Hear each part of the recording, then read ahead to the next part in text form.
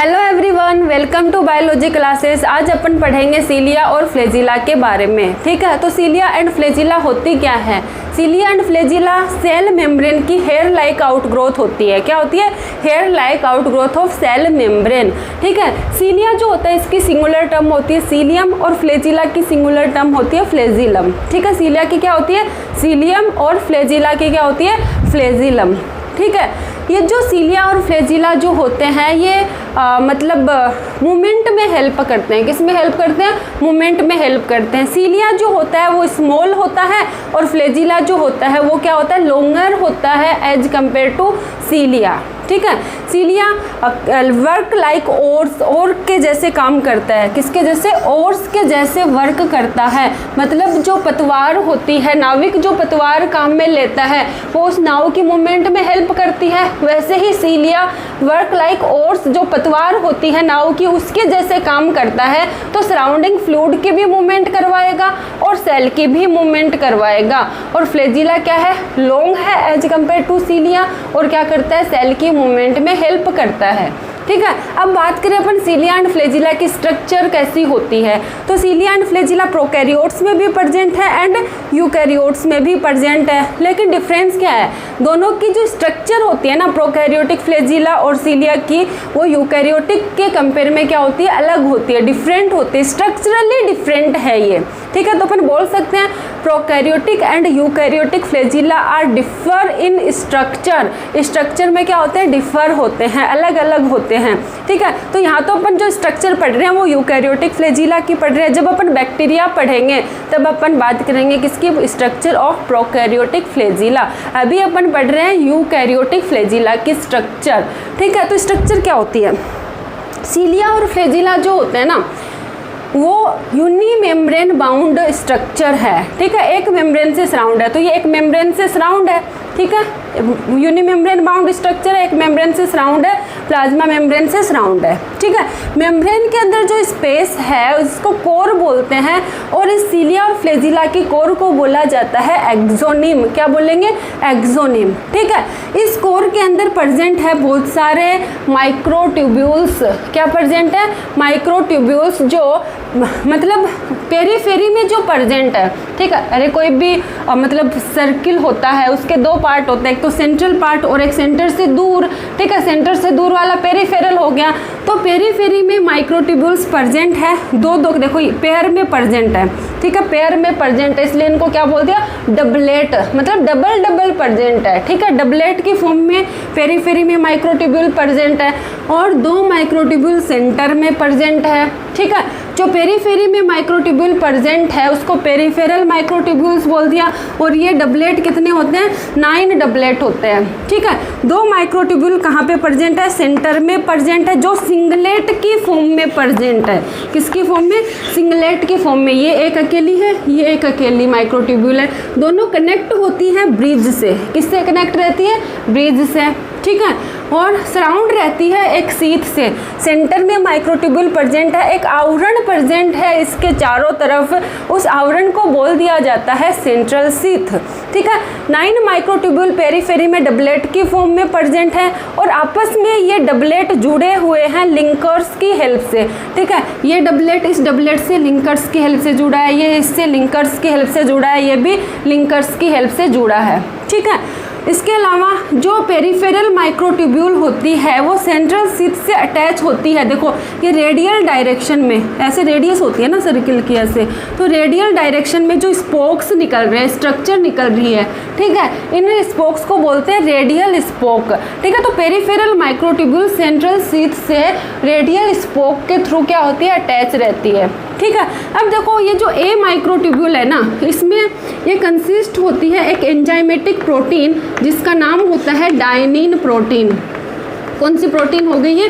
डायनीन protein. ठीक है, डायनिन protein जो होती है ना वो सिमिलर होती है मायोसिन प्रोटीन, जो मसल्स में मायोसिन प्रोटीन होती है, दो होती है ना, एक एक्टिन प्रोटीन होती है, एक मायोसिन प्रोटीन होती है, ठीक है। मायोसिन प्रोटीन मसल कॉन्ट्रैक्शन में हेल्प करती है, ठीक है। जब मसल स्लाइड होती है तो मतलब जो पतले वाले फिलामेंट होते हैं, थिन फिलामेंट जो होते हैं वो थिक फिलामेंट के ऊपर स्लाइड करते हैं, ठीक है, तब एटीपी काम में आती है ना, वो ऊपर मसल कॉन्ट्रैक्शन पड़ेंगे उसमें। तो मतलब ये जो डायनिन प्रोटीन है ये मायोसिन प्रोटीन के जैसी है, ठीक है, मायोसिन प्रोटीन के जैसी है। तो इसमें क्या करेगा, एटीपी जो होती है, एटीपी का हाइड्रोलाइसिस होगा और एनर्जी प्रोड्यूस होगी। क्या होगा, एटीपी का हाइड्रोलाइसिस होगा और एनर्जी प्रोड्यूस होगी, और उस एनर्जी को काम में ले लिया जाएगा किसमें, मूवमेंट में। किसमें काम में ले लिया जाता है, मूवमेंट में काम ले लिया जाता है। तो ये एक स्ट्रक्चर है किसकी, सीलिया एंड फ्लैजिला की। अगर इनके फंक्शन की बात करें सीलिया एंड फ्लैजिला के, तो फंक्शन क्या होता है, मूवमेंट करवाना। क्या होता है फंक्शन, मूवमेंट में हेल्प करते हैं सीलिया एंड फ्लैजिला, ठीक है। तो ये बात होगी सीलिया एंड फ्लैजिला की। नेक्स्ट सेल ऑर्गेनल अपन पढ़ते हैं सेंट्रियोल या फिर सेंट्रोसोम, ठीक है। नेक्स्ट सेल ऑर्गेनल की बात करते हैं जो क्या है, सेंट्रोसोम या फिर सेंट्रियोल।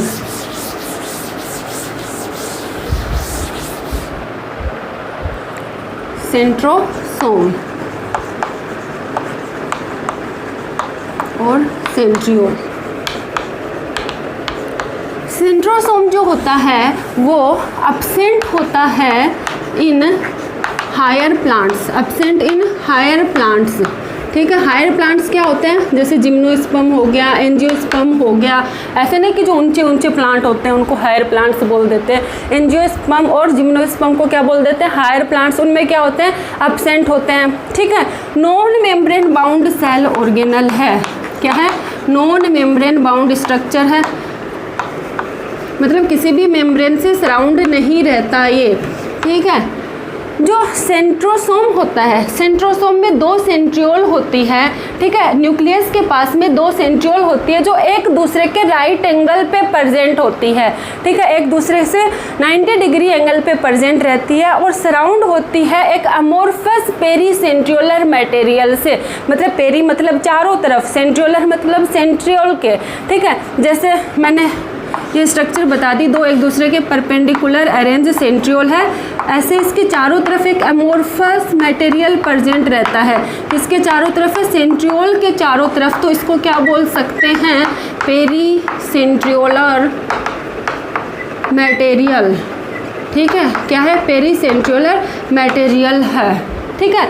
आगे इतनी बात समझ में। अब जो सेंट्रियोल जो होती है, अगर इसका अपन ट्रांसवर्स सेक्शन कट करें, ठीक है, ट्रांसवर्स सेक्शन कट करें तो ये अपने को दिखती है कार्ट व्हील लाइक ऑर्गेनाइजेशन, जैसे गाड़ी का पहिया होता है ना उसके जैसी दिखाई देती है, ठीक है। तो सेंट्रियोल की स्ट्रक्चर कैसी होती है वो अपन पढ़ते हैं।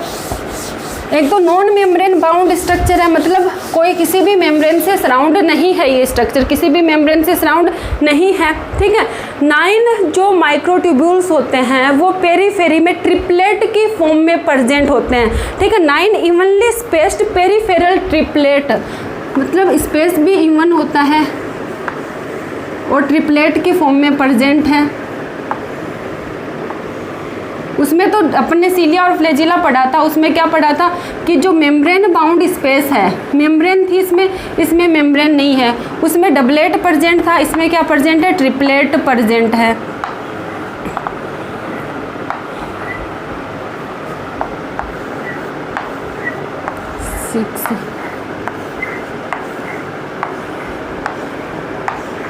एट और 9 है, ठीक है, इवनली स्पेस्ड बताई ना।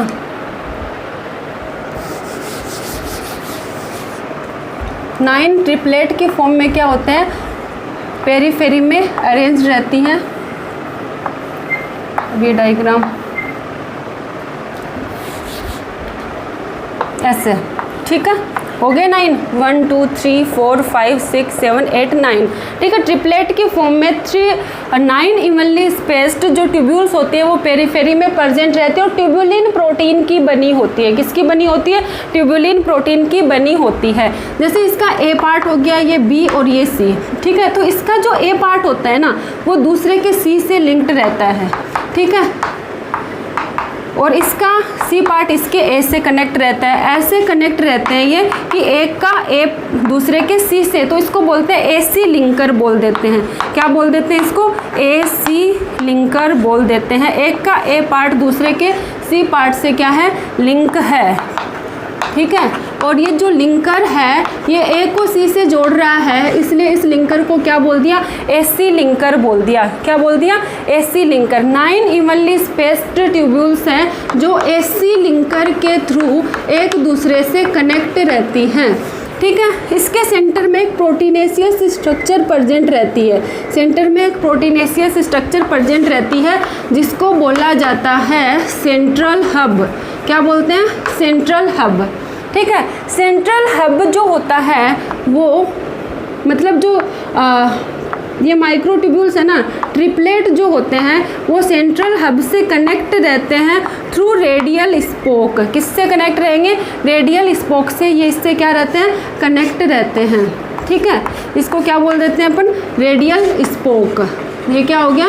रेडियल स्पोक से क्या रहेंगे? ये कनेक्ट रहेंगे, ठीक है।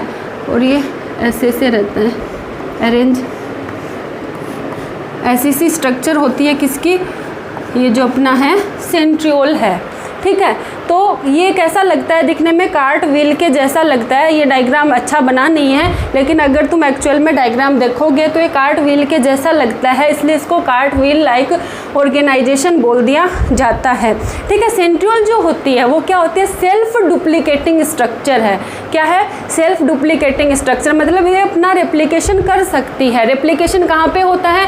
एस फेज में, ठीक है। जब सेल डिवीजन होता है उसकी इंटरफेज में एस फेज आती है, उसमें न्यूक्लियस के अंदर तो डीएनए रेप्लिकेशन होता है और साइटोप्लाज्म के अंदर सेंट्रियोल का रेप्लिकेशन होता है, ठीक है। इसका काम क्या होता है? सेंट्रियोल जो होती है वो हेल्प करती है सेल डिवीजन के टाइम पे, स्पिंडल फाइबर फॉर्मेशन करती है, ठीक है। इसके अलावा सीलिया और फ्लेजिला जो होते हैं ना, सीलिया और फ्लेजिला के लिए जो बेसल बॉडी होती है, ठीक है, वो कहाँ से अराइज होती है? सेंट्रियोल से। सेंट्रियोल ही क्या करती है? बेसल बॉडी फॉर्म करती है, ठीक है। तो क्या बताया मैंने? ये मेम्ब्रेन लेस स्ट्रक्चर है, प्लांट सेल में एब्सेंट होती है, एनिमल में प्रेजेंट होती है, ठीक है। इसमें 2 सेंट्रियोल एक दूसरे के परपेंडिकुलर प्रेजेंट होती है जो पेरीसेंट्रियोलर फ्लूइड से सराउंड रहती है, ठीक है। सेंट्रियोल जो होती है वो किसी भी मेम्ब्रेन से सराउंड नहीं है। 3 ट्रिपलेट की फॉर्म में 9 जो ट्रिपलेट होते हैं वो पेरीफेरी में प्रेजेंट रहते हैं। सेंटर में प्रोटीनेशियस सेंट्रल हब प्रेजेंट रहता है।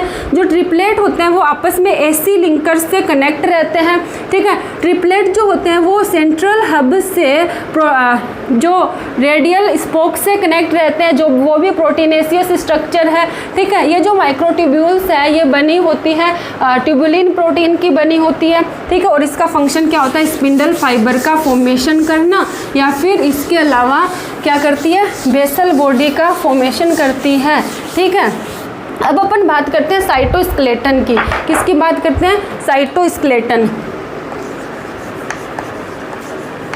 साइटोस्केलेटन जो होता है वो क्या होता है? Elaborate network of filaments. Fibres जो होते हैं, फिलामेंट्स जो होते हैं, उनका जो नेटवर्क होता है उनको क्या बोला जाता है? साइटोस्केलेटन बोला जाता है, ठीक है। मैंने क्या बोला? Elaborate network of filaments. Proteinaceous filament का साइटोप्लाज्म के अंदर एक नेटवर्क प्रेजेंट रहता है जिनको क्या बोलते हैं? साइटोस्केलेटन बोलते हैं। साइटोस्केलेटन का काम क्या होता है? ये क्या करता है? सेल की शेप को मेंटेन करके रखता है। Maintain shape of cell, shape of cell, cell की शेप को मेंटेन करके रखेगा। दूसरा, मोटिलिटी में हेल्प करता है, ठीक है, सेल की मोटिलिटी में हेल्प करता है। तीसरा, मैकेनिकल सपोर्ट प्रोवाइड करता है। क्या करता है? मैकेनिकल सपोर्ट प्रोवाइड करते हैं कौन? साइटोस्केलेटन। साइटोस्केलेटन क्या बताया मैंने? प्रोटीन के बने हुए फिलामेंट या फिर फाइबर्स होते हैं जो साइटोप्लाज्म में प्रेजेंट होते हैं और काम क्या करते हैं? मैकेनिकल सपोर्ट प्रोवाइड करते हैं, मोटिलिटी में हेल्प करते हैं, सेल की शेप को बनाए रखने में हेल्प करते हैं, ठीक है। नेक्स्ट आता है माइक्रोबॉडीज़। माइक्रोबॉडीज़ जो होती है ना वो मेम्ब्रेन से सराउंड मेम्ब्रेनस वेसिकल्स होती हैं। क्या होती है? मेम्ब्रेनस वेसिकल्स होती हैं। छोटी छोटी वेसिकल्स होती हैं जो मेम्ब्रेन से सराउंड है और इनके अंदर प्रेजेंट रहते हैं एंजाइम्स। ठीक है, मेम्ब्रेनस वेसिकल्स होती हैं, ठीक है, जिनके अंदर क्या प्रेजेंट रहते हैं? एंजाइम्स प्रेजेंट रहते हैं। और एंजाइम्स क्या करते हैं? किसी भी चीज़ को डाइजेस्ट करने का काम करते हैं। हाइड्रोलाइटिक एक्टिविटी होती है। ठीक है, दूसरी बात, ये प्लांट में भी प्रेजेंट होती हैं और एनिमल में भी प्रेजेंट होती हैं। प्लांट सेल और एनिमल सेल दोनों में प्रेजेंट होती है माइक्रोबॉडीज़। माइक्रोबॉडीज़ क्या होती है? मेम्ब्रेनस वेसिकल्स होती हैं जो एंजाइम्स को जिनके अंदर एंजाइम्स प्रेजेंट होते हैं। ठीक है, ये प्लांट सेल में भी प्रेजेंट है और ये एनिमल सेल में भी प्रेजेंट है। ठीक है, माइक्रोबॉडीज़ के एग्जांपल्स हो जाते हैं जैसे प्रोक्सीसोम है, ग्लायोक्सीसोम है, प्रोक्सीसोम, ग्लायोक्सीसोम, ये क्या है? एग्जाम्पल्स हैं किसके? माइक्रोबॉडीज़ के। ठीक है, प्रोक्सीसोम जो होता है, प्रोक्सीसोम अपने को पता है मेनली किस में प्रेजेंट रहता है? प्लांट सेल में भी प्रेजेंट रहता है और एनिमल सेल में भी। अभी बताया ना, माइक्रोबॉडी प्लांट सेल और एनिमल सेल दोनों में प्रेजेंट है और इसमें भी हाइड्रोलाइटिक एंजाइम प्रेजेंट है जो प्रोक्साइड का ऑक्सीडेशन कर देते हैं, प्रोक्साइड को कन्वर्ट कर देते हैं, प्रोक्साइड को डिग्रेड कर देते हैं वाटर और उसमें ऑक्सीजन में, वाटर और ऑक्सीजन में डिग्रेड कर देते हैं। इसके अलावा फोटो रेस्पिरेशन जो होता है, फोटो रेस्पिरेशन में भी प्रोक्सीसोम काम आता है। 3 सेल ऑर्गेनल काम में आते हैं ना, माइटोकॉन्ड्रिया, क्लोरोप्लास्ट, प्रोक्सीसोम। तो अपन बोल सकते हैं ये प्रोक्सीसोम जो होता है वो फोटो रेस्पिरेशन से भी क्या होता है? एसोसिएटेड रहता है। ग्लाइओक्सीसोम वैसे तो प्लांट में भी होता है और एनिमल में भी होता है, लेकिन मेनली ये प्लांट सेल में प्रेजेंट होता है और उनमें जिनमें क्या होते हैं? फैटी सीड्स प्रेजेंट रहते हैं। स्पेशली ये फैटी सीड्स में प्रेजेंट रहता है और ये क्या करता है? फैट को कार्बोहाइड्रेट्स में कन्वर्ट करता है थ्रू ग्लाइओक्सिलेट साइकिल। ठीक है, ये आगे अपन जब प्लांट फिजियोलॉजी पढ़ेंगे उसमें इन सबको ये जो जितने भी साइकिल बताए, जैसे फोटो रेस्पिरेशन बताया है, ग्लाइओक्सिलेट साइकिल बताया है, ये अपन उसमें पढ़ लेंगे किसमें? प्लांट फिजियोलॉजी में। अब इस चैप्टर का सिर्फ एक पार्ट बचता है जो है न्यूक्लियस, वो अपन पढ़ेंगे नेक्स्ट लेक्चर में। तब तक के लिए थैंक यू।